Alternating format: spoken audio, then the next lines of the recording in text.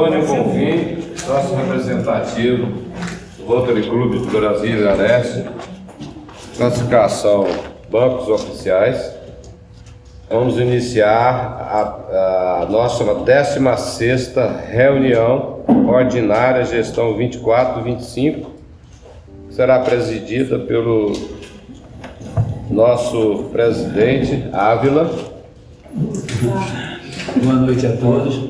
Meu nome é José Alberto Ávila, sou associado representativo do Rotary Clube de Brasília Leste. Minha classificação é TX1 e minha função no clube para esse ano rotário é presidente e no distrito, governador assistente para os dois clubes, Brasília Lago Sul e o Guará Águas Claras. Eu quero convidar a nossa companheira Rose para a nossa oração do clube. Nós, do Rotary Clube de Brasília Leste, somos gratos a Ti pelo convívio fraterno que nos une no ideal de servir. Pedimos a Tua orientação para esta reunião que se inicia.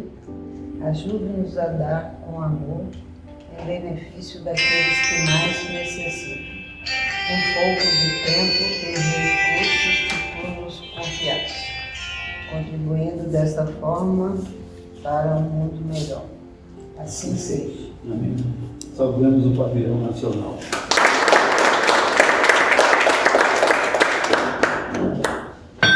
Está aberta a nossa 16ª reunião. Vamos fazer a apresentação da nossa palestrante, Jade Martins Malavasi. Ela é atleta da Seleção Brasileira de Paraciclismo desde 2011, bastante tempo.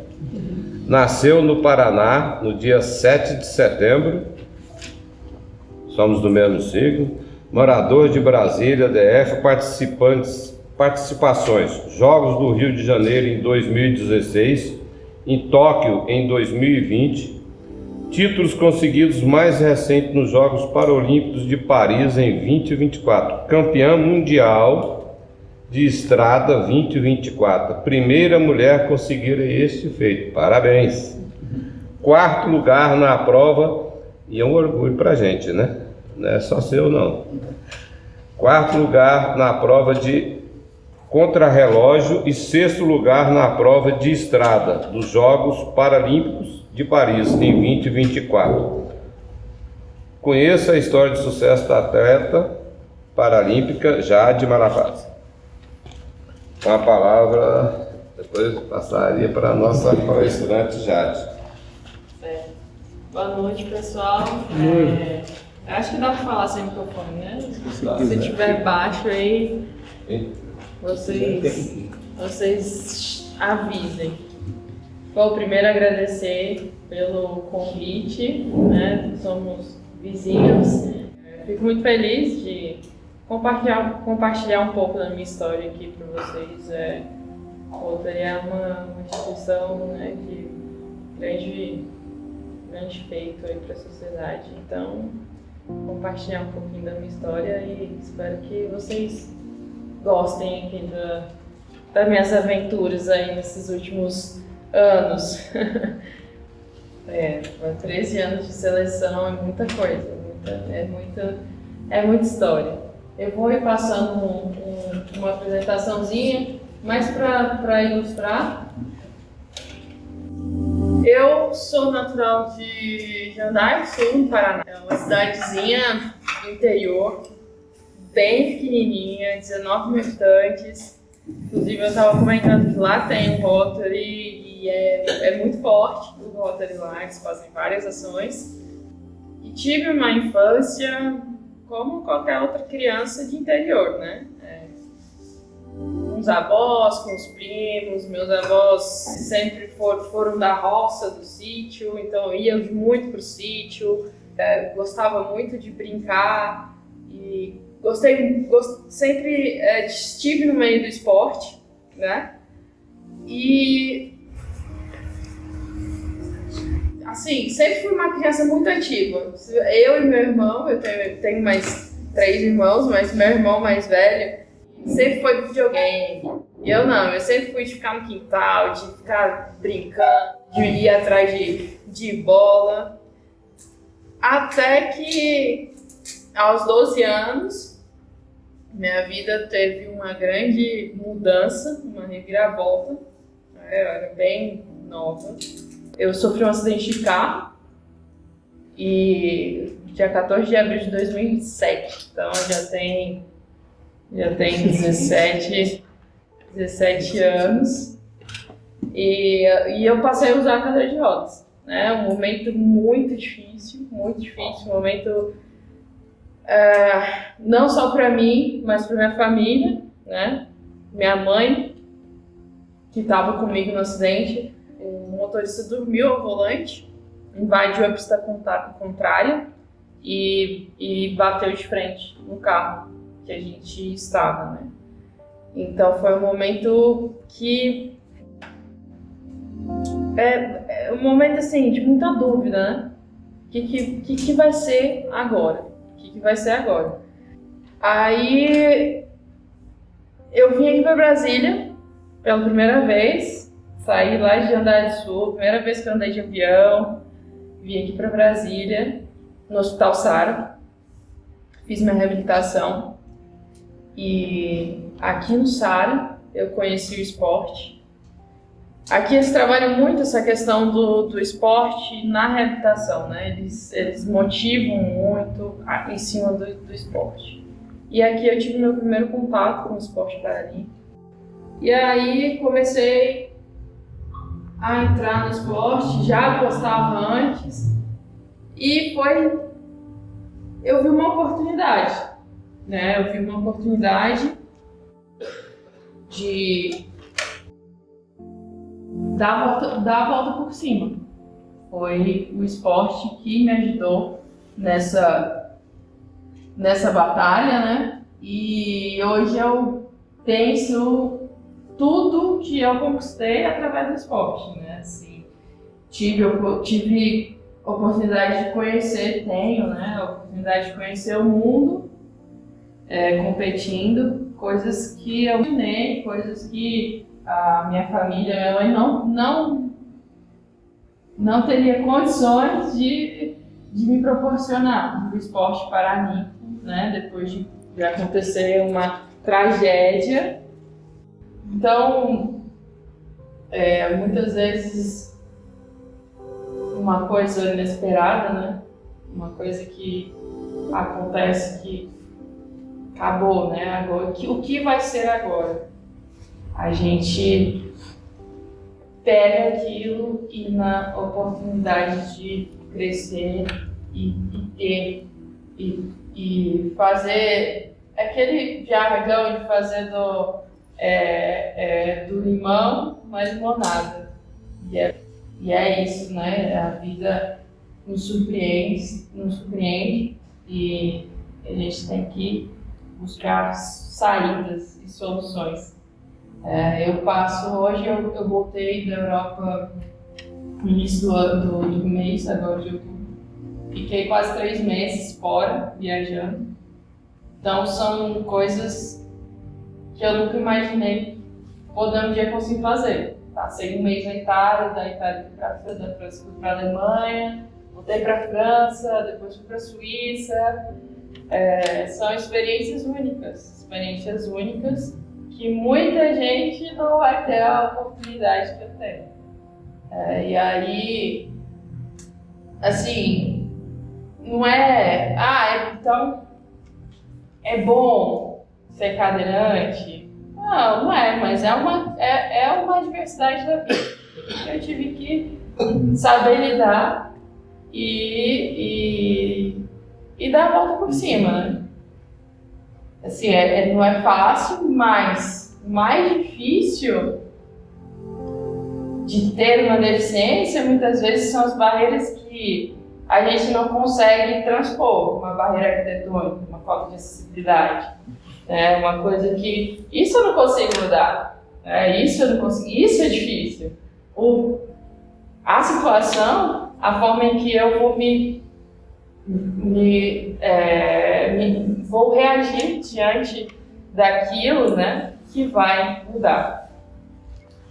E em 2011 eu encontrei o paraciclismo, na verdade foi em 2010.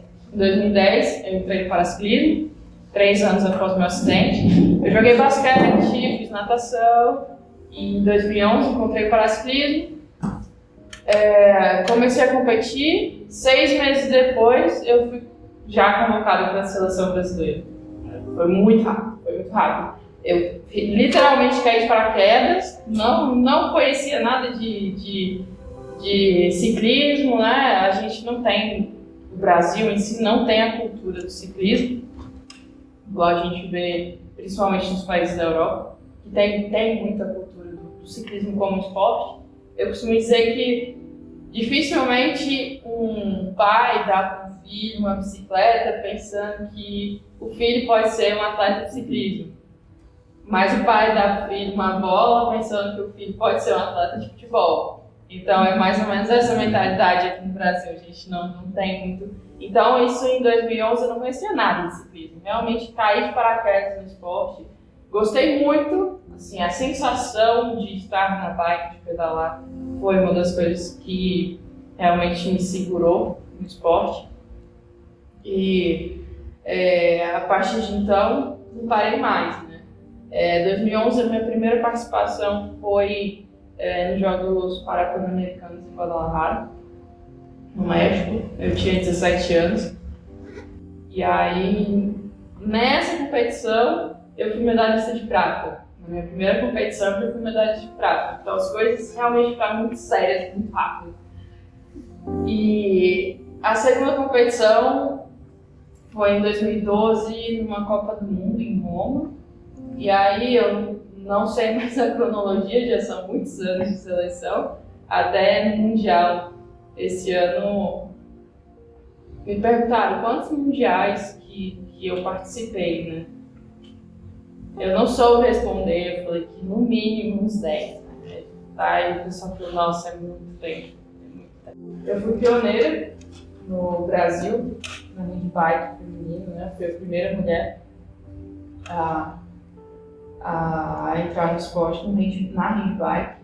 Então, realmente eu tive que desbravar os caminhos, tive que procurar conhecimento para conseguir me desenvolver no esporte. Foram altos e baixos, né? Eu, em busca de melhores condições de treinamento, eu mudei para São Paulo, saí de lá da cidadezinha do interior de 19 mil habitantes, fui para São Paulo, capital, em 2012. Fiquei 3 anos em São Paulo, uma rotina maluca. Eu falei, eu só tinha uma coisa na cabeça, eu só vou mudar para São Paulo se eu tiver condições de continuar estudando. Então, devo em São Paulo fazer faculdade, treinava à tarde, fazia arquitetura.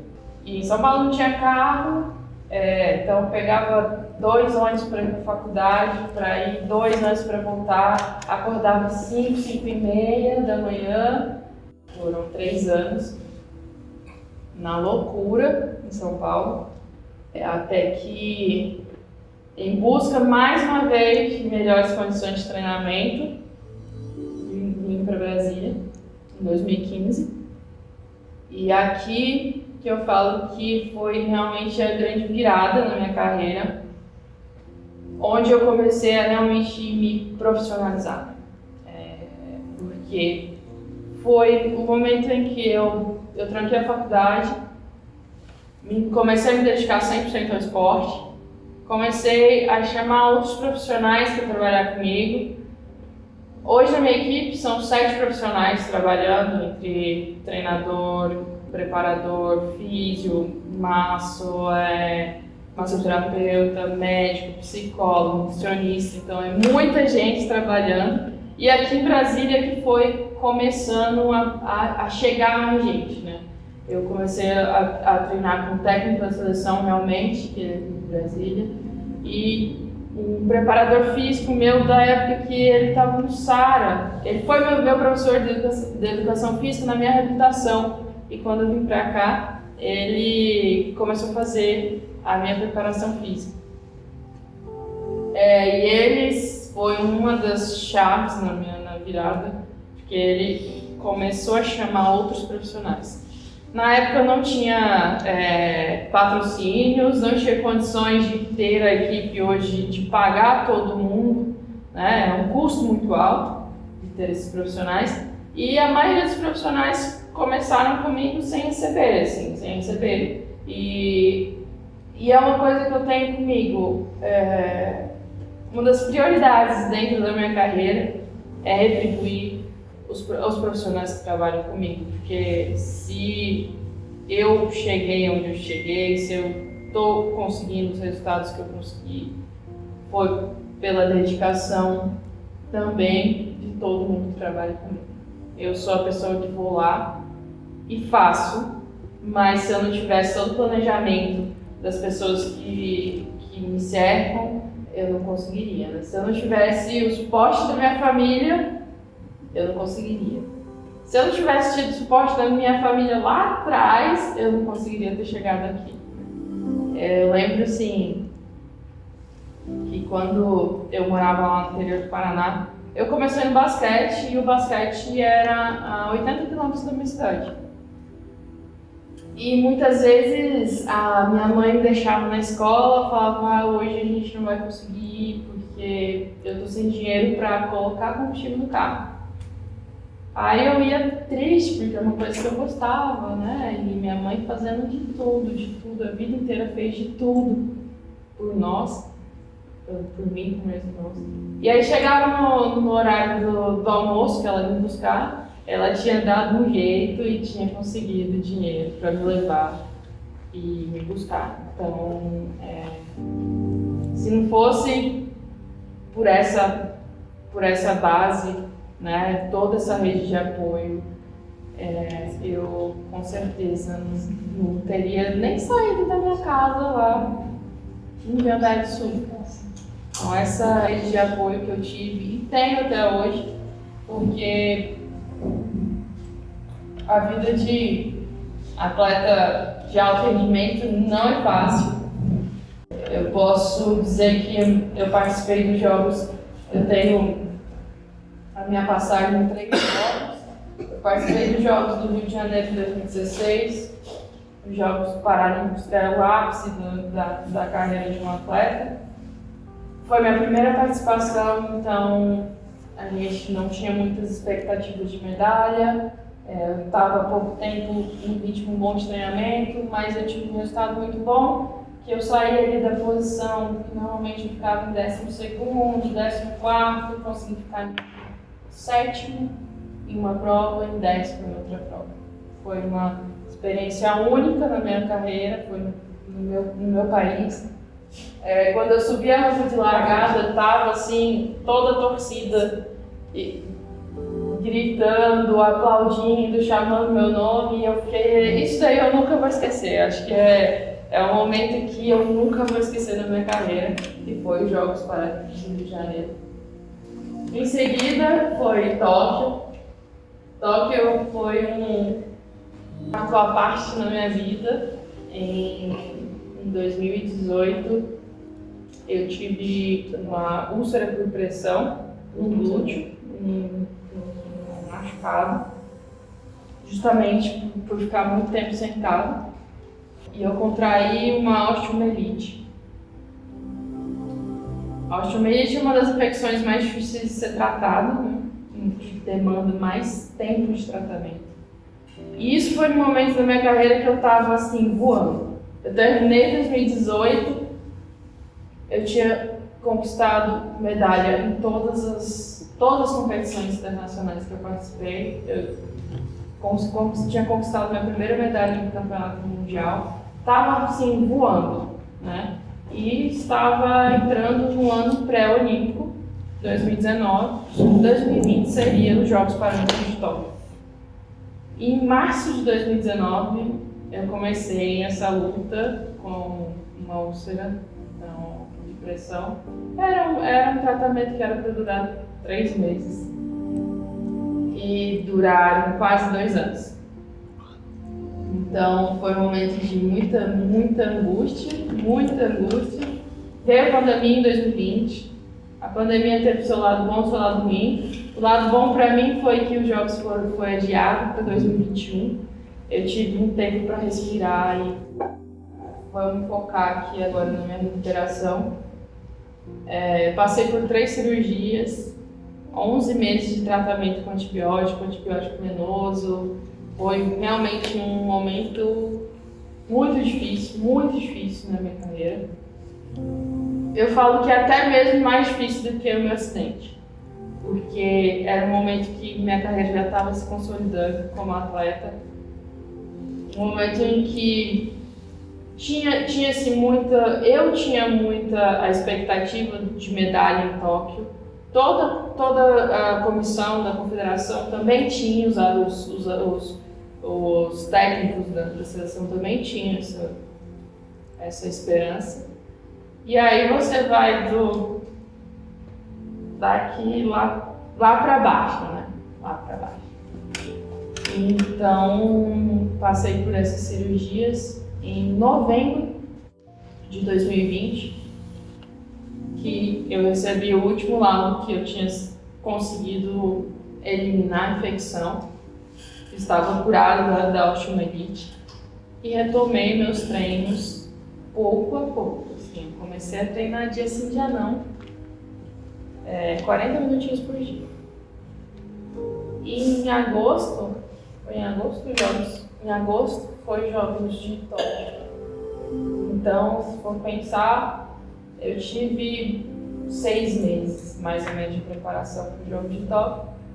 E em Tóquio, novamente, era para eu ir em busca da medalha. Novamente, foi os Jogos que eu ia passar, que eu ia ir para competir. Foi um momento em que me preparei muito por isso, assim, de agradecer por eu estar competindo, mas quando eu cheguei lá, realmente eu desmoronei, assim, de um sentimento que, olha, agradeço muito por estar aqui, mas eu não queria estar aqui só para competir, eu queria estar aqui para ir em busca da minha medalha. Então foi um momento muito difícil. Conversei, aí entra o trabalho da minha psicóloga, né? Tem um psicólogo esportivo comigo. E foi um momento mesmo de luto. Foi um momento em que eu cheguei e vi que eu não ia conseguir realmente a medalha que eu tanto esperava. Mesmo sabendo que tudo que eu passei e que tudo tinha uma justificativa, eu realmente não iria conseguir a medalha que eu esperava. Segui, comecei meu treinamento para Paris, né? Foi agora, recentemente, em setembro. Fizemos uma preparação impecável, perfeita. Preparação olhando para os mínimos detalhes, E minha prova principal, que é a prova de estrada, que foi onde eu fui campeã mundial esse ano. Tudo que tinha para dar errado, deu errado. Tudo que tinha para dar errado, deu errado. O ciclismo é mais ou menos Fórmula 1, que tem a posicionamento de largada. Eu fui a última a ser chamada para largar. Estava chovendo, então eu tinha que ser muito cautelosa no que eu ia fazer, porque poderia acontecer um acidente, quebrar o equipamento e eu simplesmente não finalizar a prova. Então eu não podia arriscar muito.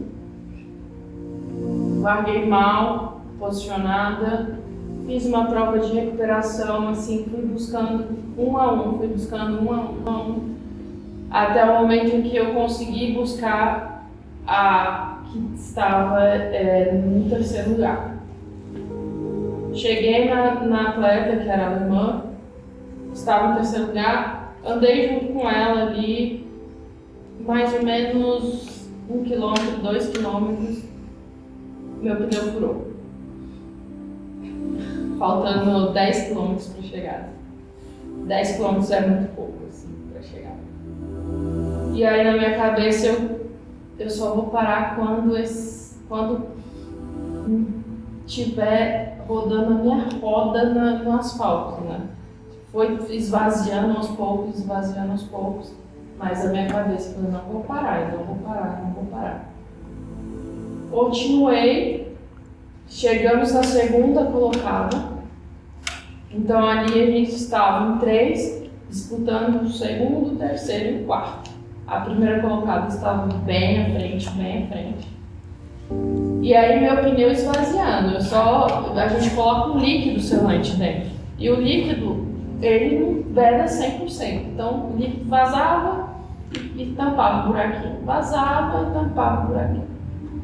Até um momento em que elas atacaram e eu já não consegui acompanhar. Eu já realmente estava fazendo uma força muito acima do que elas. Eu estava com o pneu furado, então o arrasto é muito maior. E finalizei em 6º lugar. Foi uma grande frustração por saber que eu tinha capacidade de ser medalhista. Mas, mais uma vez, o esporte mostrou que eu não controlo quase nada. O que eu estava sob controle, eu fiz perfeitamente. Eu não desisti e tentei até o último segundo buscar minha medalha, mas muitos fatores na vida que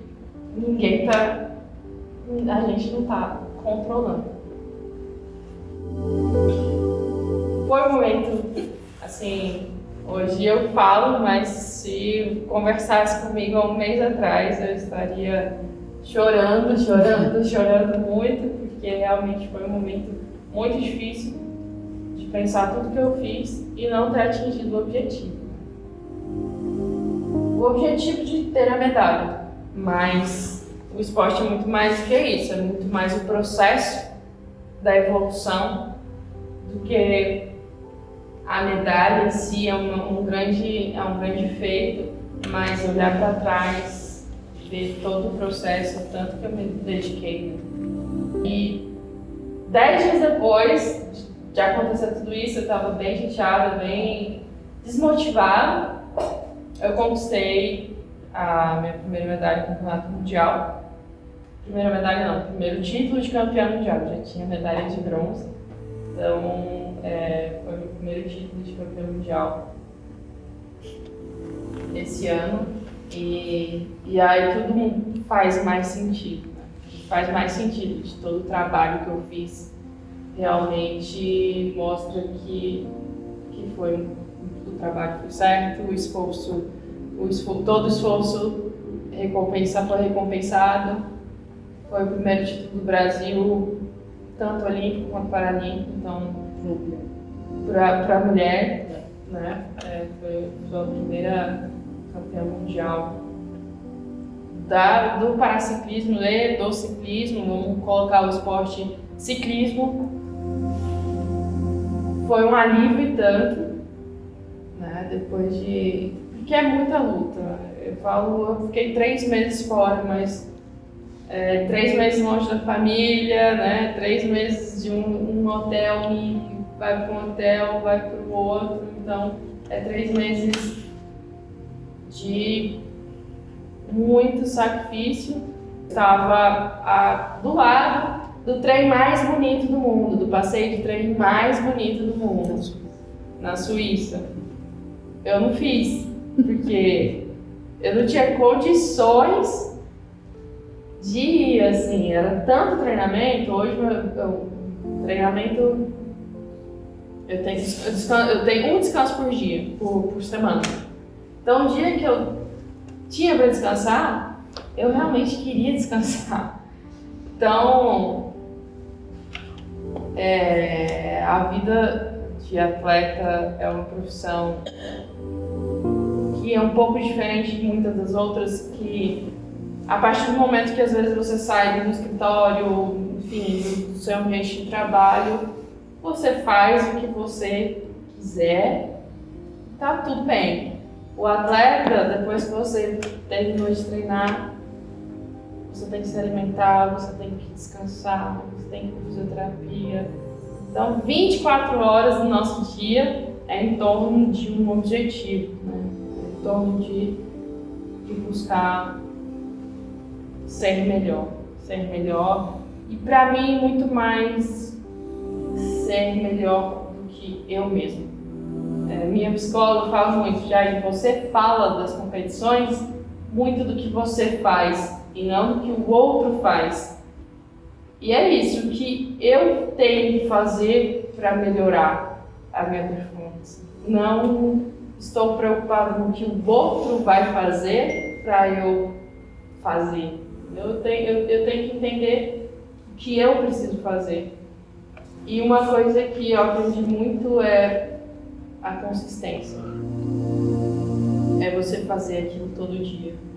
Todo dia um pouquinho, todo dia um pouquinho, todo dia um pouquinho. Eu demorei mais de 10 anos para conseguir meu título.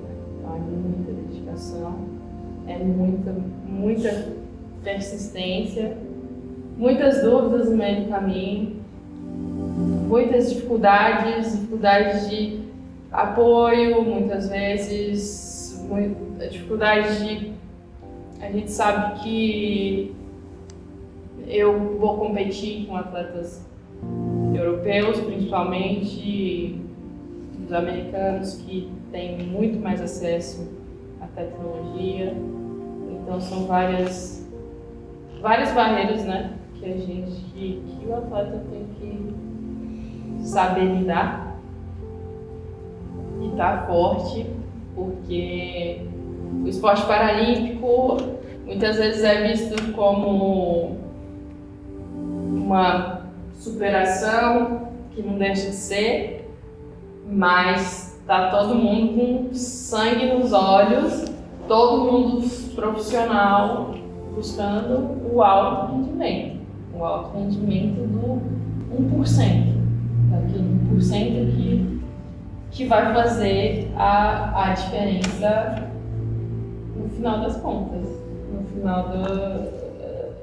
para alcançar, né, essa medalha. Muitas vezes a gente precisa de arriscar. Eu olho hoje o meu sprint, a minha prova, assim, eu ganhei por isso daqui, foi no sprint final.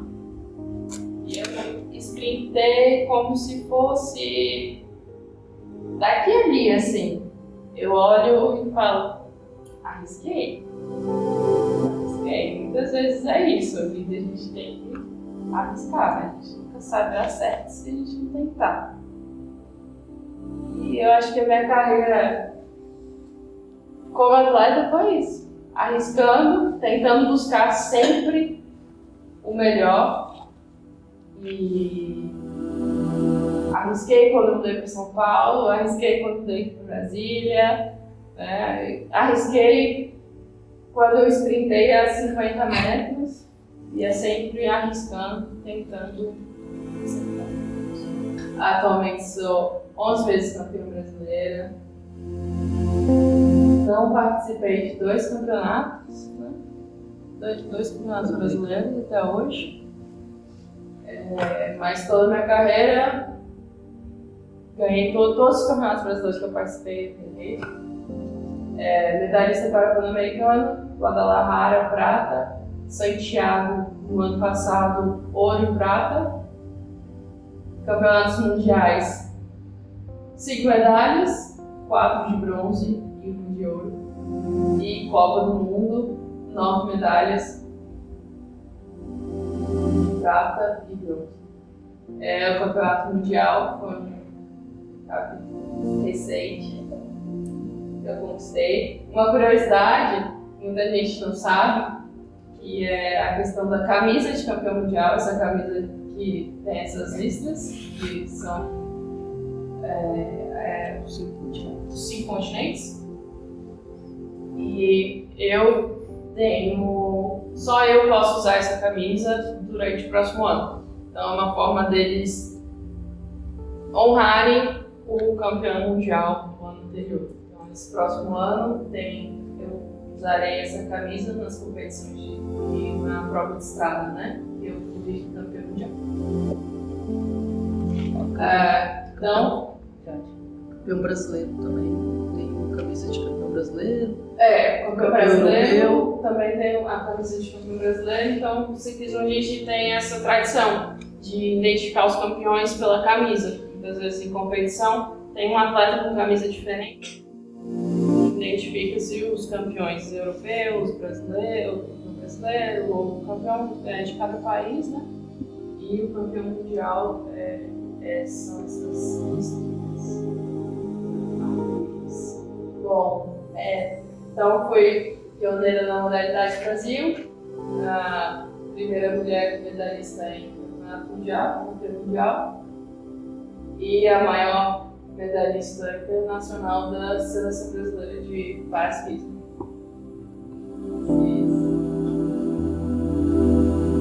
13 anos de carreira com seleção. Eu acho que era isso assim que eu tinha que falar, e abro também para perguntas, né?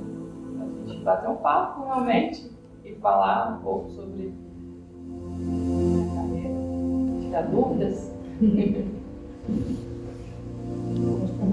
Pode ser. Bom, em primeiro lugar, eu quero te parabenizar, e a sua história realmente encanta.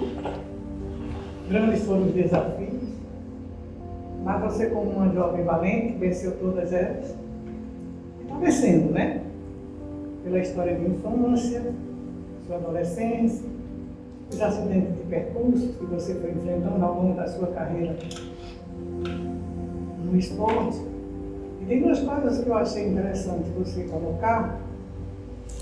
Reconhecer que você tem chegado aonde tem chegado, porque você contou com vários profissionais que te ajudaram nessa trajetória a te fortalecer, né? E a pensar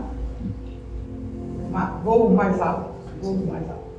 E a outra coisa é quando você colocou que você não tem que estar preocupado com aquele outro que fez ou deixou de fazer. Você tem que estar preocupado com o que você quer realizar, seu objetivo, né? E para isso você foi focado, você teve um objetivo e tem sido determinada. Então o sucesso é certo. Diante dessa sua vivência nesse esporte, como paralímpica, como você está vendo essa política hoje de atenção ao deficiente? Que desafios, porque quando nós temos um propósito, um objetivo, determinação, e que a gente quer, aonde é que nós estamos e onde nós queremos chegar, nós temos muitos desafios, né? A partir da própria política. Sim. E depois os profissionais de apoio à reabilitação, que também que você sabe que é uma outra dificuldade. Uhum. Que desafio maior você vê hoje na sua área? Certo. Bom, hoje, no paraciclismo, eu acho que o maior desafio para a gente ter mais atletas e também conseguir ter um nível técnico melhor é o acesso aos equipamentos. Os equipamentos são todos importados. Até alguns anos atrás, tinha-se uma lei que isentava o imposto de equipamentos para mobilidade assistiva, de tecnologia assistiva. Não tem mais, então as pessoas... É muito difícil ter acesso a esses equipamentos, é muito caro. Né? Um equipamento hoje, novo, para você começar, o atleta tem que desembolsar, fora tem que buscar, porque você tem que ir até os Estados Unidos ou até a Europa para buscar $3.000 para começar. Um equipamento ruim. Um equipamento do nível que eu uso, 15 mil. Então acaba esbarrando na tecnologia, né? Na nova tecnologia. Esse é uma das coisas que a gente vai sempre esbarrar, principalmente no esporte paralímpico, que depende muito de cadeira, de próteses e alta performance. Então é alta tecnologia. A gente também sofre isso com a mobilidade urbana, né? A questão do deficiente ter um equipamento de dia a dia mesmo, sabe? Cadeira elétrica, cadeira assistiva, é muito caro. Vocês que já trabalham com essa doação de cadeira, a gente sabe que já não é barato. E uma cadeira elétrica, por exemplo, um tetraplégico, que muitas das vezes precisa daquele equipamento, é muito caro. Então, não só no paradesporto em si, mas eu acho que na mobilidade urbana, no dia a dia do deficiente, a gente também sofre esse problema, né? E muitas vezes isso impacta, assim, da pessoa com deficiência não conseguir chegar até o local que disponibiliza o esporte, né? Eu tive o suporte da minha mãe, que me buscava, que me levava, que ia, que fazia de tudo. Mas eu conheço muita gente que não tem esse suporte da família. Eu posso dizer que na minha cidade, lá no interior, em Jandai do Sul, tinha um menino que sofreu um acidente depois de mim. Na época que ele sofreu um acidente, ele era um pouquinho mais velho que eu. Ele sofreu um acidente com uns 20 anos, mais ou menos. E minha mãe conversava com a mãe dele, e a mãe dele falou, não consegue não. Conversava de levar ele para jogar basquete, de levar ele para fazer um esporte. Não consegue. Como que não consegue? E a pessoa com deficiência, nesse momento de início, ela precisa desse suporte. Acho que a própria família, com medo de frustrar a pessoa, ela prefere que ela fica protegida entre aspas, dentro de casa. Né? E aí não dá essa oportunidade de afetar e nem de incentivar as pessoas. Né? Você contou uma história aí da sua vida, eu acho que até um pouquinho disso, porque a gente tinha expectativa de muito mais gente, mas hoje, infelizmente, como você sofreu seus atropelos na vida e no esporte, de furar o pneu, de chuva, tudo, hoje foi um dia muito atípico aqui em Brasília, o povo ainda está muito com medo. Eu vim de Acuará, Águas Claras, no Bandeirantes, foi um dilúvio. Sim. Tinha rio correndo hoje, o pessoal acho que foi com medo de sair e muito tudo. Então, mas a expectativa nossa, e acho que sua também, seria que teria mais gente aqui, certo? Mas tenho certeza que esse pessoal que está aqui, que não tem quem não contou a história, tá? É uma história de superação, de foco, né? E linda, né? O resultado. Acho que a gente não tem que desistir nunca dos sonhos da gente, né? Assim, a gente tem que lutar sempre olhar para frente. Acho que dificuldades todos vão ter. Você tem, eu tenho, qualquer um outro tem dentro daquilo que se tem. A gente tem que procurar sempre fazer melhor com o que você tem, enquanto não tem coisa melhor, né? Então tem que lutar para isso, e você deu uma aula aqui que eu saio feliz, né? Eu enfrentei a chuva para vir para cá, eu falei, mas não vou não, porque quando eu vi um pouco da sua história, eu falei, não, tem que ir lá ver ela falar, não posso deixar de ir não. Eu vou devagarzinho para não ter problema, porque tinha muita água realmente, e acho que eu fui presenteado em estar aqui, te escutar, tá? Que é realmente uma história muito linda. Parabéns a você. Eu queria fazer uma pergunta para você. Você falou que você ganhou muitas medalhas, e fantástico, você colocou na sua vida. Eu acho que todos nós aqui vamos sair assim mais fortes para a vida. E você passa isso para a gente. E eu queria que você falasse pelo menos uma que te deixou muito emocionada. E por quê? Porque eu acho que só eu, como todos aqui, emocionados com a sua história. Muito lindo, tudo é muito lindo. A gente sente a verdade, vem aquela coisa assim que a gente para refletir na vida da gente, no dia a dia, como o companheiro falou.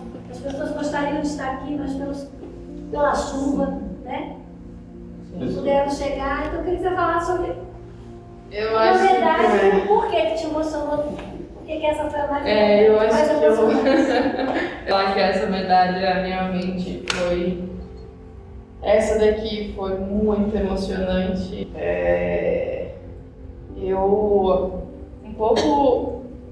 Um dia antes da prova, 2 dias antes da prova, eu estava realmente bem desmotivada. Era uma prova que não tinha muito meu perfil, né? O ciclismo tem muito disso. Tem provas que são mais planas, tem provas que tem mais subida. Então, tem provas que é melhor para um atleta, tem provas que é melhor para outro atleta. Essa prova tinha mais subida. Eu sou mais pesada que as outras meninas são desse tamanhozinho, eu sou muito grande. E na subida é muito mais peso para carregar, então tem que fazer muito mais força. E aí eu falei... E com a mão. E a diferença de peso para as minhas adversárias é de 10, 15 quilos. Então é muito peso a mais para carregar. E eu falei para a Feira, a minha prova eu tinha feito contra-relógio, não tinha ido bem, não tinha gostado da minha prova, não tinha ido bem mesmo. Aí eu falei, minha prova já passou, agora a prova de estrada, se eu passar, eram 6 vezes que a gente tinha que passar pela subida. Se eu passar 6 vezes... Era um circuito. Era um circuito que a gente fazia 6 voltas, então eu tinha que passar 6 vezes pela subida. Se eu passar 6 vezes com o pelotão, com as principais nessa subida, não precisa nem ganhar, eu já sou campeão mundial. Entrei para a prova assim, não desacreditada, porque eu entrei para dar o meu melhor, mas sem muita esperança de que eu ia conseguir a medalha. Eu entrei para fazer o meu melhor. E até mesmo por tudo que aconteceu nos jogos, foi um momento de grande frustração, uma forma de me blindar. Eu não queria colocar a mesma expectativa para não gerar uma frustração maior. E no final, eu passei as 6 voltas na frente, atacando, que a gente fala, puxando o pelotão. Foi ficando gente para trás, eu passei as 6 voltas na frente e no sprint, nos últimos metros, eu ganhei. Então, tinha que ter traço da foto do sprint. Foi uma medalha que passou um filme na minha cabeça por tudo que eu passei na preparação dos jogos, né, de Paris e pelo apoio que eu tive de tanta gente nessa caminhada. Você se superou, né? Você entrou não acreditando que fosse passar isso das letras, né? Eu entrei para a prova pensando, eu vou fazer de tudo e vou dar o meu máximo. Mas, por outro lado, eu pensava, mas acho que não vai ser o suficiente. Então, muitas vezes, nossa cabeça engana nós mesmos. Eu estava aqui observando. Obrigada, Jorge. Pelas falas, sabe? Pergunta. Já agradecendo a ela e a Eu estava lembrando das falas. Jorge, quantos jovens precisariam estar aqui? Quantos precisariam estar aqui? Para receber essa injeção de força, de fé, de garra, né? experiência. Ser jovem, tem talento, mas às vezes precisa ser impulsionado até pelas próprias experiências que houve, né? Quando jovem, queremos sair daqui desta noite, né? Com suas vidas assim, já pensadas. Eu acho que não é nem só jovem, não. Nós mesmos que já Com certeza. passamos da metade da vida. E tem muitas vezes param no tempo e esquece. Já chega, né? Eu acho que a gente tem que estar sempre buscando sempre. Né? É verdade. Eu fiz Essa foi a foto da chegada. Ali a Jade, ali aquela listazinha é a chegada. Ô, Jade, Sim. essa foto é até bacana dela ter botado aí, porque aí você vai me explicar o que é o sprint, essa pequena diferença entre você e a outra? O sprint é o momento que a gente está vindo para a chegada e A reta final. na disputa. Então, é aquele momento em que você dá o máximo para passar, para ganhar. Então, a gente estava vindo juntas e todo mundo estava sprintando, o meu sprint foi mais forte. O sprint é aquele momento curto de explosão máxima. O sprint é o momento final de maior. Então é o menor tempo que você consegue manter aquela força maior. Que essa prova durou 1h30? 1h30. Ô, Jade, Então é Quantos quilômetros? Fração de segundo. Fazendo uma pequena comparação desse Quase sprint com Quase 40. Eu pedalo até hoje. Ele tá falando. Pedalar 30 km é fogo.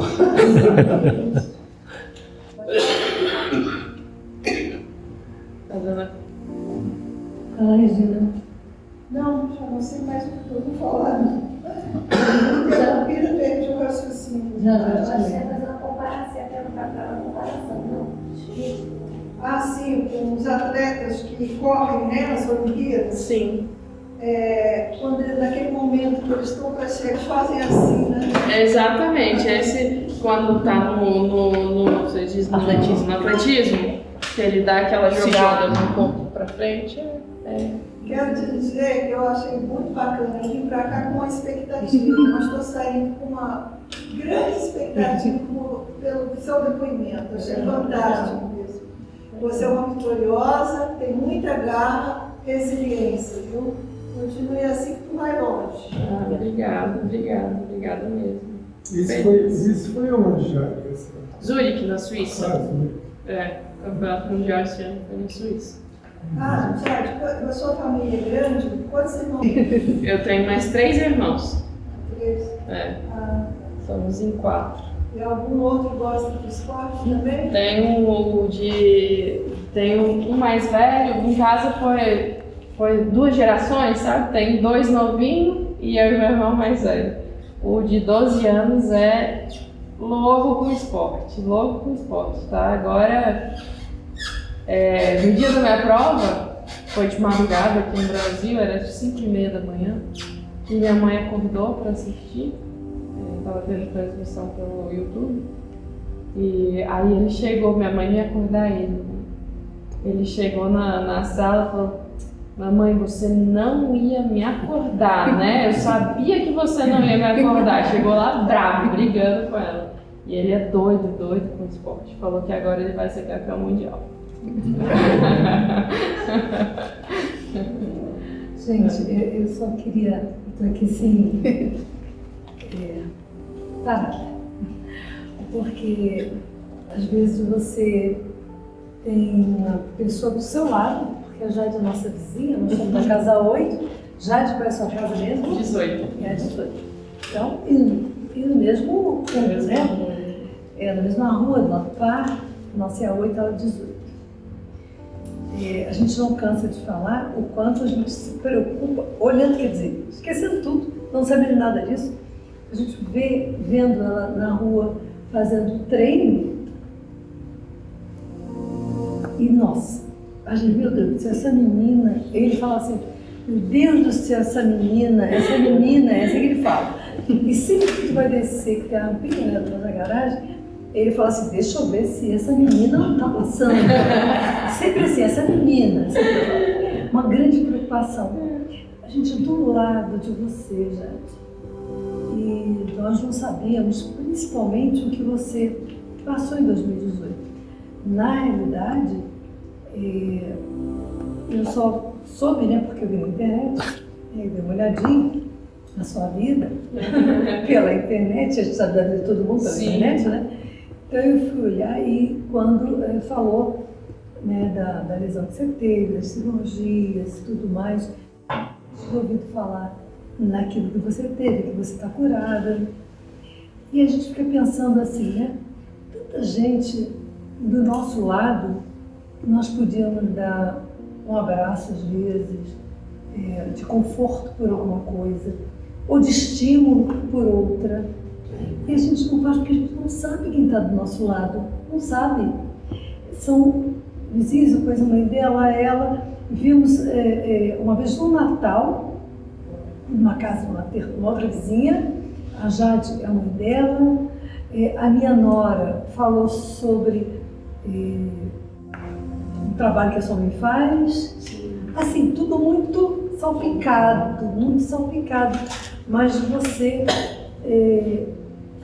nós não sabíamos que tínhamos do nosso lado alguém que nos podíamos estar dando a mão de vez em quando, porque 2020, que foi um ano muito difícil para todo mundo, né, da pandemia, nós que estamos em Rotary, o que a gente se preocupava mais era com as pessoas. Como as pessoas estavam, como a gente podia ajudar as pessoas, sem se expor, mas sempre assim, ajudar as pessoas. Sendo que nós tínhamos gente do nosso lado, que nós não tínhamos como ajudar, porque não sabíamos, e está do nosso lado. A sua história é muito comovente, mas uma coisa muito importante, além de ser comovente como tantas outras que talvez tiveram, né, assim, um acidente como o seu, que não foi culpa sua, e que de repente estacionou, não foi adiante, você já era uma campeã, mesmo sem medalha, desde sempre. Tinha um monte de medalha, não tinha aquela. Mas sem medalha nenhuma, ou já seria, porque você não desistiu. Você não desistiu da vida, de viver, de correr atrás, de buscar o objetivo da sua vida. Você poderia estar chorando num canto. 12 anos, sofri um acidente, meu Deus do céu, eu queria correr, brincar, pular, ir no sítio, voltar, não sei o que, não posso. E aí cai em desespero. E dali não sai nada. E você não, você deu uma volta por cima. Por isso que a sua fala é tão importante, porque você mostra que as pessoas podem, nós, no Rotary, né?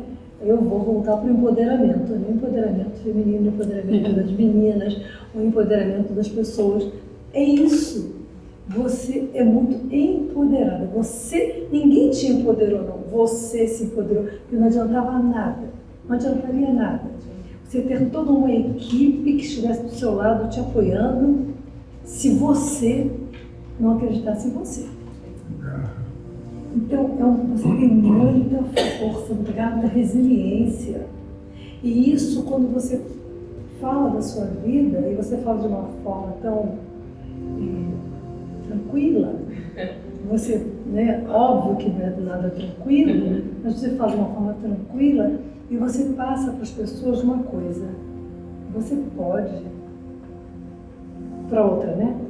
Você está dizendo para outra, você pode. Mire-se no meu exemplo. Você pode. Então, assim, é só te parabenizar a você, sua família por te dar apoio, porque você também poderia ter tudo isso sem apoio, complicaria. Então, a sua família, mas não sei qual é a sua religião, não importa qual seja, mas você deve ter muita fé. Muita fé. O Vera, você falou isso? E essa fé te levou para frente.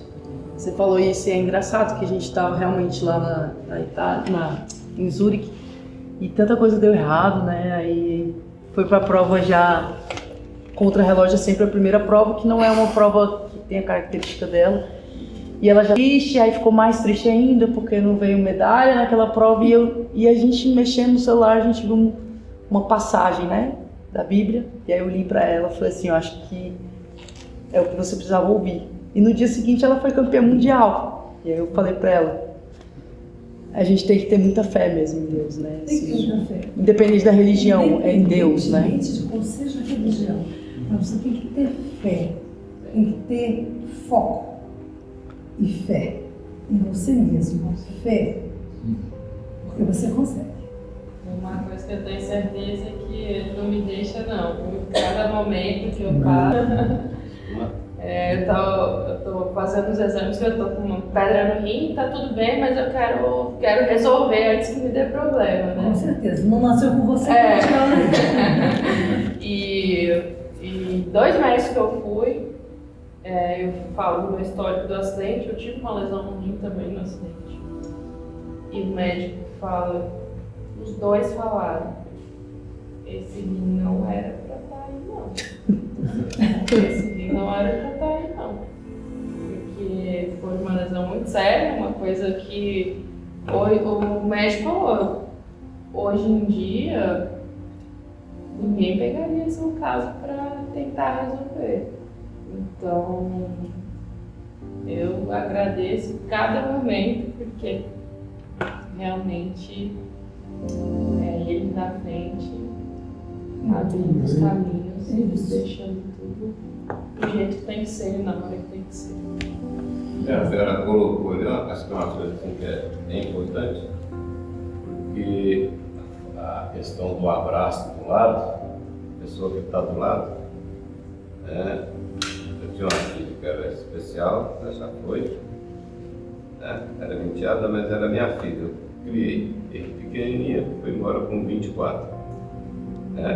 Ela tinha, não sei se muitos aqui conheceram ela tinha ela era paralisada de todo o lado esquerdo e só tinha 3% de visão de um olho. Mas ela passava aqui, e ela tinha mentalidade infantil. Ela passava nos lugares se tocando. Sim. Aí depois ela já passava correndo. Cantava aquela coisa, você colocava, eu falava, eu vou te explorar, eu falava pra ela ria comigo. Que era aquele negócio de qual é a música, fazia tudo, ela já sabia a música. Ela já cantava, ela não sabia o nome, mas ela cantava a música. Era super alegre, tinha tudo que aborrecia ela, que ela queria uma coisa, se não fizesse, ela empurrava. Ela só tinha um defeito que o avô dela falava muito palavrão, então ela, na hora que não gostava de uma coisa, ela soltava um quilo de palavrão. Eu disse, o que é isso? Ela sentava aqui do lado, como ela não sabia que eu não gostava de palavrão, aí ela estava aqui, ela falava alto, ela virava o rosto para cá como se não tivesse vendo. Como eu não estou vendo ninguém, então ela falava um monte de palavrão. Mas ela tinha uma alegria na vida, e toda vez que ela tinha algum problema, ou coisa que ela não conseguia fazer, ou que ela não dava, ela só balançava o ombrozinho, eu não queria mesmo, e já saía alegre procurando outra coisa a fazer.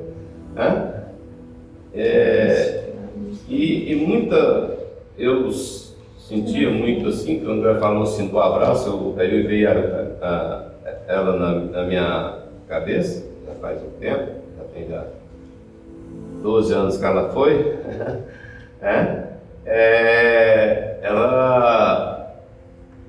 muitas vezes tem dificuldade de chegar nas pessoas, ainda mais depois da pandemia, acho que as pessoas se afastaram muito do contato, e quando tem uma pessoa que é especial, que eu considero especial, não considero,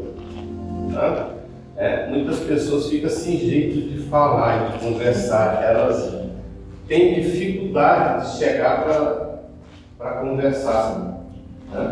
Então, fica, às vezes você sente isso, as pessoas, você vê que a pessoa que ela fica mesmo sem jeito de chegar e falar, e saber qual é a reação das pessoas. Mas eu acho que o mundo está mudando, as pessoas estão mudando, e acho que essa barreira logo vai acabar também. Acho que o pessoas que já está tendo no mundo, e a gente tem que ser sempre mais otimista, né? E pensar no bem, né? E procurar sempre ter essa alegria, esse sorriso seu, que é bacana de hora que você chegou ali, né? Sempre sorrindo, né? Sempre sorrindo. Eu acho que isso você já encanta o ambiente, né? E conversar, né? Ter o contato com as pessoas e estar sempre. Dificuldade, problema, que a gente falou, todo mundo tem, mas tem que procurar superar isso. Parabéns, mesmo. Transmitindo com tanta simplicidade, né? Muito. Com tanta humildade, né? Aí eu vou dar uma palavra aqui da Bíblia que diz que a humildade precede a honra. Pela sua simplicidade, pelo seu crescimento enquanto pessoa, enquanto estrela, porque você é uma estrela, né? Deus tem te honrado muito e vai continuar te honrando. Deixa eu cumprimentar aqui o que a Vera falou. Lá no nosso conjunto, todos estamos no parque, javali, não é a quantidade. E outra coisa, eu não sei o nome, mas deixa eu ver se é bicicleta, como é que chama? Handbike. É baixo. É baixo. Essa garota É muito passava, baixo. isso já passava com a bandeirinha, tem uma bandeira, bandeira. Só que ele é baixinho, o carro não vai ver. Aquela bandeira, se nosso motorista também não vai ver. A gente colocou agora, não sei se você perguntei pra ela. Tem umas luzinhas agora, a gente colocou. Agora eu falei, poxa, depois de muitos anos, eu falei, não sei quantos anos, mas muitos anos, que ela começou a te acompanhar. Mas isso, ó, muitos anos. Eu ficava preocupado, porque eu dizia, caramba, eu sempre boto meu carro de costa, eu desço de costa, não, mas eu desço muito, eu lembro muito, bem devagar, né? Mas eu ficava imaginando os outros, né? Eu não sei, eu sei andar de bicicleta, mas não amo. É como o Confio falou, eu prefiro para mato, eu fora de trilho. E sou paraquedista do exército. Aí o Confio falou, mano, só para de paraquedas. Ele não anda de bicicleta. E como a Jane comentou aí, que um atleta de alta performance, ele precisa, todo esse pessoal que ela falou, é o nutricionista, é o preparador físico, é o fisioterapeuta. Eu em casa já fico à sua disposição, nunca falou, eu estou numa academia na minha casa.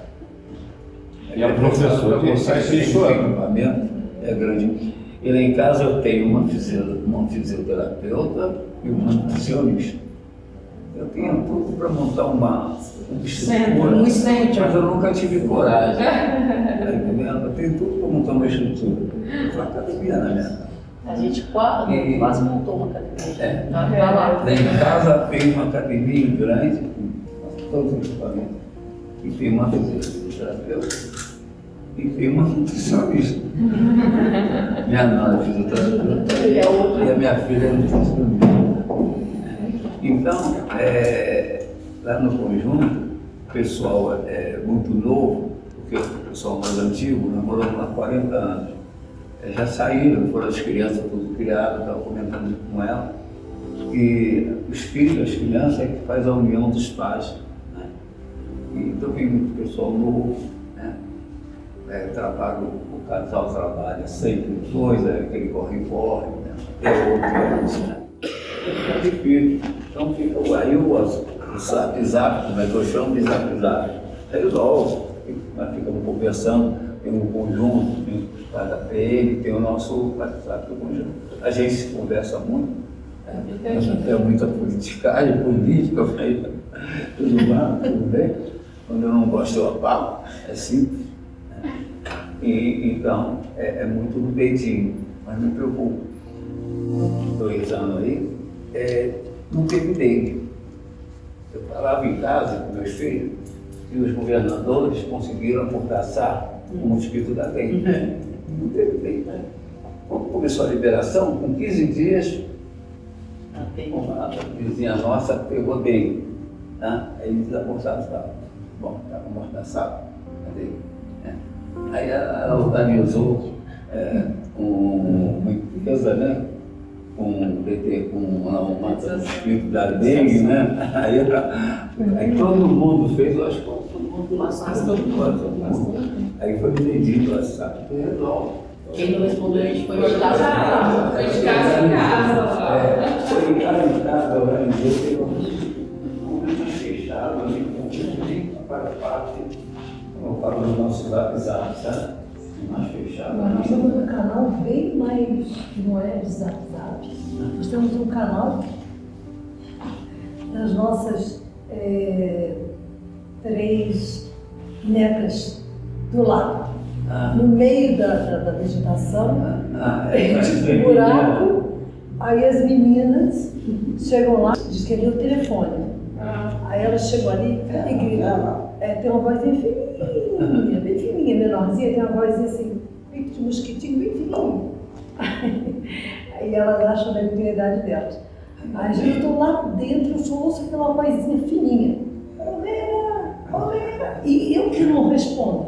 Elas ficam gritando até que eu vou lá ver o que elas querem. Aí eu vou lá, é para mostrar uma roupa nova, é para dizer se o neto está lá, o nosso neto está lá em casa. Então é isso que eu estava falando para ele, que quando os nossos filhos eram pequenos, tinham 3 em frente, 3 primos mais um pouco adiante, lá no final tinham mais crianças. As famílias se falavam mais. Hoje, os filhos casados saíram e só ficaram os pais. E os pais se fecham uma vida normalmente. Agora, nós... E hoje isso aqui acaba deixando as pessoas presas dentro de casa. Você é responsável pelo isolamento social. Sim. Isso que a gente Isso aqui hoje está aprendendo os pais e os filhos, né? Nem conversa. O filho usava rádio, né? Aí comunicava com ele, o celular, eu achei bom. Era grandão, né? Mas eu achei bom. Ela tinha um carro, né? O carro era no centro do trânsito, tem um problema, pegou furado, né? Então, a primeira coisa na minha mente que veio do celular, o rádio era diferente pela outra finalidade. Mas a primeira coisa que veio na mente do celular foi isso. Foi nós no carro, o pneu furado, principalmente as mulheres, né? Tocar um pneu, chamar um reboque e tal, né? A Rose que levantou o dedinho. Eu queria fazer uma pergunta. Já de onde você treina? Eu treino lá no Norte, na rua. Não, mas quando para competir, assim, quando você precisa mesmo. Na rua. Mas Lá no Norte. na pista mesmo de casa ou na pista lateral? Não, lá no Norte, na pista principal tem a ciclofaixa, mas eu ando muito entre a QI e a QL. Ela nunca quase nunca anda Na principal, porque é no sul, trânsito mais gente. Mas ali tem muitos fechados também, né? Muitas quadras fechadas, né? Eu fico. Dá pra ir da 2 a 16, vai e volta, passa pro outro lado. Os treinos são longos, né? E aí eu treino ali, Agora na 10. E na 10, no final dela ali é fechado, né? É fechado, é. Para 12 ela não passa, né? Você vai Fica lá. Você falou do Sara. O cara é verdade. Você não deixou passar a oportunidade, assim, talvez você tenha tido até a oportunidade de escolher no esporte que você... Exatamente. Que você... O SAR, na minha época, não tinha muito vai, hoje em dia eles têm vai. Mas o SAR eu testei vários esportes, assim, contato com muitos esportes. O SAR Lago tem a opção dos esportes do lago, né? Tem, inclusive... canoagem, sim.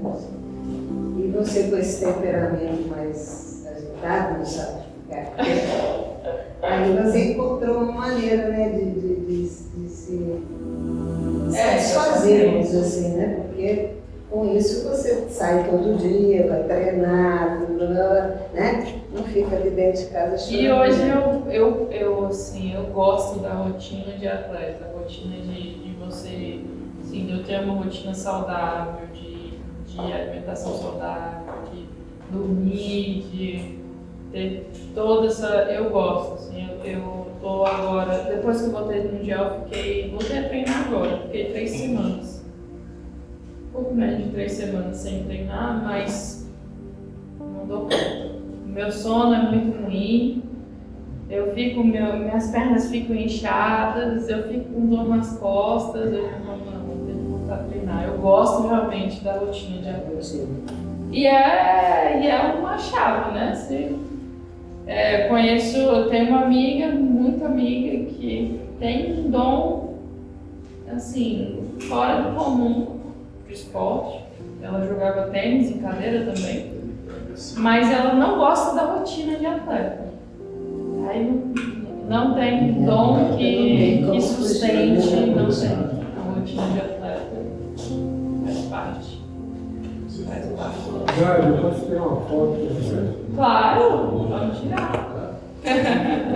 Acho que assim, depois que decidiu tirar, todo mundo fica ali tirando uma grande foto.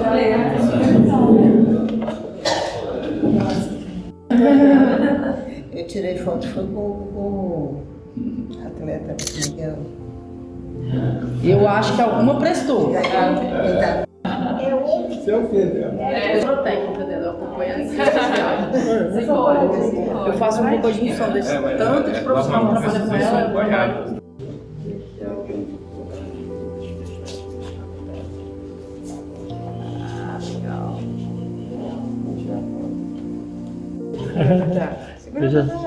Podia ter sido com todo mundo. Ah, esse é desse grupo. Gente, tirar, né? Sim, ó. Nossa, é muita emoção sobre uma medalha dessa.